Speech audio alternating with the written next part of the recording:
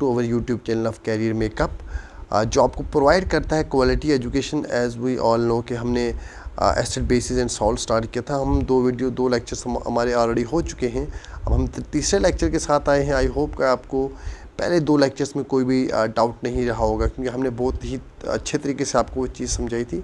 तो आइए इस लेक्चर को कंटिन्यू करते हैं। अगर आप हमारे चैनल पर नए आए हो तो हमारे चैनल को सब्सक्राइब कीजिए, हमारे चैनल के जो बेल आइकन है उसको प्रेस कीजिए, ताकि जो भी हम नई वीडियो अपलोड करें तो आपको वो आपके पास पहुंचे।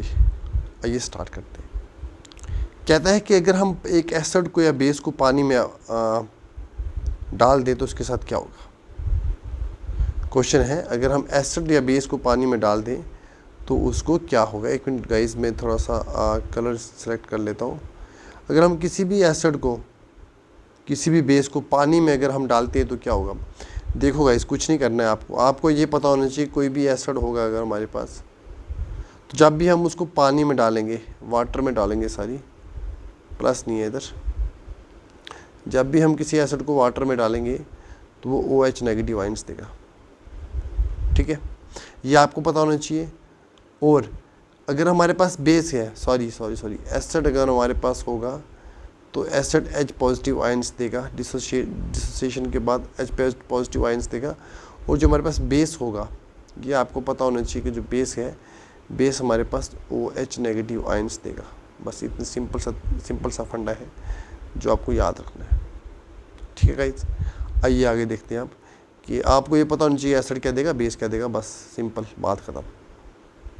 देखो यहाँ पे जैसे कुछ बेसिस दिए हुए हमारे पास, जैसे सोडियम हाइड्रोक्साइड है तो Na पॉजिटिव आयंस देगा और OH पॉजिटिव आयंस देगा, OH नेगेटिव आयंस देगा।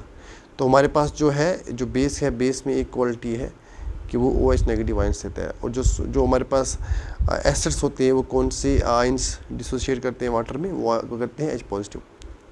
बट एक चीज़ आप याद रखना, एक बहुत ही इंपॉर्टेंट रिएक्शन है, हमारे पास न्यूट्रलाइजेशन रिएक्शन आता है। न्यूट्रलाइजेशन रिएक्शन क्या होता है कि जब भी हम किसी एसिड का किसी बेस के साथ रिएक्शन करवाते हैं तो हमारे पास क्या देता है, एक तो वाटर देता है प्लस सॉल्ट देता है। बस ये याद रखना कि neutralisation is a reactions between acid and base which gives us salt and water. ये देख लो, एक एसिड था हमारे पास, एक बेस था, एक सॉल्ट मिला हमें और दूसरा क्या मिला, दूसरा हमारे पास वाटर मिला। समझ आ गया आपको। बस आई थिंक आपको ये क्लियर हो गया होगा कि जब भी एसिड बेस के साथ रिएक्ट करता है तो हमारे पास क्या बनता है। कलर चेंज कर लेते हैं गाइस, कलर को ये अच्छा सा नहीं आ रहा मेरे को। अब आपको एक चीज़ पता होनी चाहिए कि एसिड और बेस कितने स्ट्रॉन्ग हैं, आपको कैसे पता चलेगा। तो कुछ बहुत सारे इंडिकेटर्स हैं हमारे पास, जैसे देखो 0 से लेके 14 तक हमारे पास, और एक 7 नंबर भी है। ये एक नंबरिंग है जो कि हमें बताती है कि कौन सा एसिड स्ट्रॉन्ग है, कौन सा एसिड वीक है। तो pH स्केल याद रखना, pH वैल्यू, जो pH वैल्यू है एसिड्स की, वो इन्वर्सली प्रोपोर्शनल होती है किसके, एसिडिटी के। कहने का मतलब एक चीज़ ये, एक जो pH वैल्यू होती है वो हमारे पास इन्वर्सली प्रोपोर्शनल होती है H पॉजिटिव आयंस के, कि जितने ज़्यादा H पॉजिटिव आयंस उतनी कम pH वैल्यू, जितनी कम pH वैल्यू उतनी ज़्यादा एसिडिटी। तो देखो एसिडिटी का नेचर, अगर मैं आपको बोलूँ कि 0.3 और 1, दो ऐसे एसिड है हमारे पास, एक का pH वैल्यू 0.3 आ रहा है और एक का 1 आ रहा है। तो आप बताओ मेरे को कि इसमें ज़्यादा एसिडिक कौन होगा। तो आप देख सकते हो कि मैंने आपको एक चीज़ बोली है कि जो pH वैल्यू है वो इन्वर्सली प्रोपोर्शनल है किसके, एसिडिटी के। मतलब एसिडिटी ज़्यादा कब होगी, जब pH की वैल्यू कम होगी। तो इट्स मीन कि जो एसिड हमारे पास जिसकी वैल्यू, जो pH वैल्यू है वो 0.3 है तो वो ज़्यादा एसिडिक होगा। और अगर pH की वैल्यू कम आ रही है तो आप समझ आना कि हमारे पास H पॉजिटिव आयंस की कंसनट्रेशन ज़्यादा होगी। तो मैं आपको अगर एक चीज़ और पूछूँगी, एक हमारे पास 0.4 है, एक 0.6 है, तो मुझे आप बताओ कि इसमें किसके पास ज़्यादा H पॉजिटिव आयंस होंगे। तो आप बता सकते हो कि सर जिसके पास कम pH की वैल्यू होगी उसके पास H पॉजिटिव आयंस ज़्यादा होंगे। ये रिलेशन याद रखने दो कि pH की जो वैल्यू है इन्वर्सली प्रोपोर्शनल है एसिडिटी के, और pH की जो वैल्यू है वो इन्वर्सली प्रोपोर्शनल है H पॉजिटिव आयंस की। जितना एसिडिटी ज़्यादा उतनी pH की वैल्यू कम, जितनी एसिडिटी कम उतनी pH की वैल्यू ज़्यादा। ठीक है, अगर कोई एक 6.7 के ऊपर है और एक एसिड 1 के ऊपर है, तो आप अंदाज़ा लगा सकते हो कि जो pH की वैल्यू 1 है वो कम आ रही है। इट्स मीन कि ये एसिडिक भी ज़्यादा है और यहाँ पे H पॉजिटिव आयन की कंसनट्रेशन भी ज़्यादा है। इसी तरीके से हमारे पास बात करें अगर बेस की, तो जो हमारे पास बेसिसिटी होती है, बेसिसिटी जो होती है वो डायरेक्टली प्रोपोर्शनल होती है किसके, pH के और OH आयंस के, OH आयंस की कंसनट्रेशन के, कि जितनी ज़्यादा pH की वैल्यू ज़्यादा, इट्स मीन कि उतना ज़्यादा जो हमारे पास बेस होगा वो ज़्यादा बेसिक होगा, उसकी जो डिसोसिएशन की पावर होगी उतनी ज़्यादा होगी। और अगर उसके पास ज़्यादा OH आयंस है तो इट्स मीन कि उसके पास जो हमारे पास जो डिसोसिएशन की पावर है वो ज़्यादा है। ठीक है, अगर एक बेस है हमारे पास, उसकी वैल्यू है 7.3 और एक बेस है उसकी pH की वैल्यू है 8.3, तो हमारे पास जो 8.3 वाला है वो ज़्यादा बेसिक होगा as compare to this one. आई समझ? चलो आगे मूव। देखो, जो भी हमारे पास pH की वैल्यू 7 होगी वो न्यूट्रल होगा, ना तो एसिडिक होगा ना बेस होगा।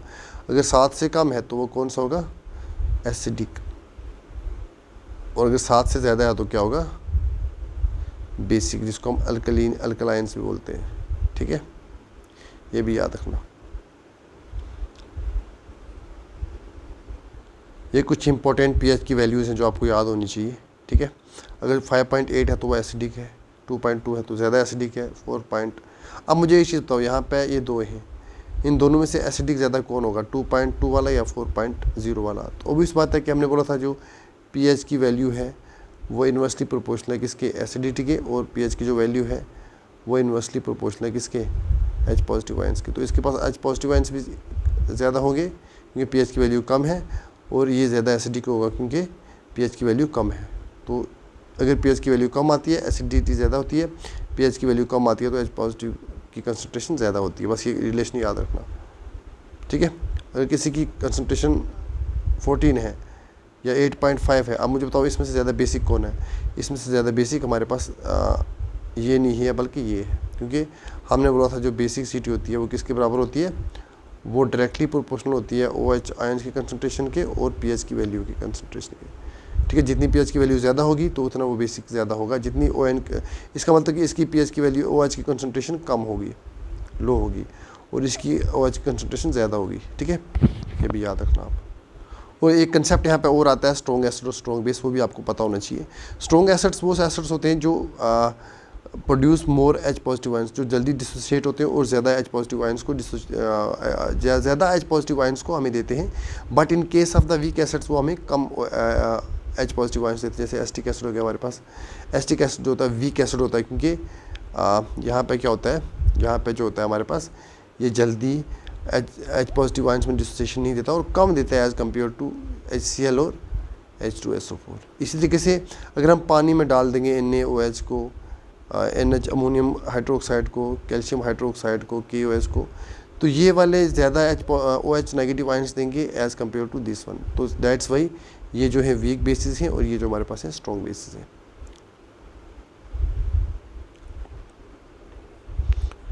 अब आता है हमारे पास importance of pH in everyday life. कहता है जो pH है हमारी लाइफ में डेली कैसे काम करता है। ठीक है, एक चीज़ याद रखना, हमारे पास जो नॉर्मल जो होते हैं प्लांट्स होते हैं pH की वेरी सेंसिटिव होते हैं। ठीक है, प्लांट्स जो होते हैं वो एक मान लो 5.7 और 5.9 के बीच में सर्वाइव करते हैं। अगर pH की वैल्यू फ्लक्चुएट होगी या कम होगी या इससे ज़्यादा होगी तो जो हमारे जितने भी प्लांट्स हैं वो क्या होंगे, वो डेड हो जाएंगे, वो ग्रो नहीं करेंगे। तो आप अंदाज़ा लगा सकते हो कि अगर प्लांट्स, ट्रीज़ वगैरह सब उनकी डेथ हो जाएगी, तो अगर pH में थोड़ा सा फ्लक्चुएशन होगा तो हमारे पास जो प्रोड्यूसर्स जो इकोसिस्टम है, जो प्रोड्यूसर्स हमारे पास हैं, वो उनके ऊपर कितना बड़ा इम्पैक्ट पड़ेगा। तो आप इम्पोर्टेंस लगा सकते हो pH की यहाँ पे। और हमारी जो बॉडी है उसको आपको पता होना चाहिए, उसका 7.0 टू 7.8 जो होता है क्या होता है, pH होता है। अगर अच्छा एक चीज़ और याद रखना इंपॉर्टेंट, कि अगर जो हमारी रेन होती है उसका जो pH होता है वो नॉर्मल कितना होता है, वो देखो दिल बन गया गाइस, उसका जो नॉर्मल pH होता है वो कितना होता है, वो होता है 5.6। अगर 5.6 से जो pH की वैल्यू वो कम आएगी, मतलब 5.3 आ गया अगर pH की वैल्यू, अगर हमारे पास 5.6 आ गया 5.6 से कम आ गया तो हम उसको बोलेंगे एसिडिक रेंज, ठीक है। जब भी ये एसिडिक रेंज रिवर्स वगैरह में जाएगी तो जितने भी एक्वेटिक लाइफ हैं, फिशेज़ हैं हमारे पास, जितनी भी एक्वेटिक लाइफ होती है उसको बहुत तगड़े तरीके से अफेक्ट करेगी, जिससे हमारे पास एक्वेटिक लाइफ की डेथ हो जाएगी। और एक चीज़ आपको और बताऊं कि जो हमारी सॉइल होती है, ठीक है, जो सॉइल होती है हमारी, ओके गाइस, उसकी भी एसिडिटी हमें चेक करनी पड़ती है। अगर वो एसिडिक नहीं होगी तो तब भी हमारे पास क्या होगा, प्लांट ग्रो नहीं करेंगे, ठीक है। तो एक प्लांट्स को ग्रो करने के लिए जो हमारी सॉइल होती है हम उसका यूज़ करेंगे जिसकी एसिडिटी थोड़ी सी कम होगी, ठीक है। आइडियल जो सॉइल होती है उसकी 6 to 7 होती है, बट अगर 6 to 7 से ज़्यादा कम होगी, पीएच की वैल्यू कम होगी, तो जो हमारी सॉइल होगी वो ज़्यादा एसिडिक होगी।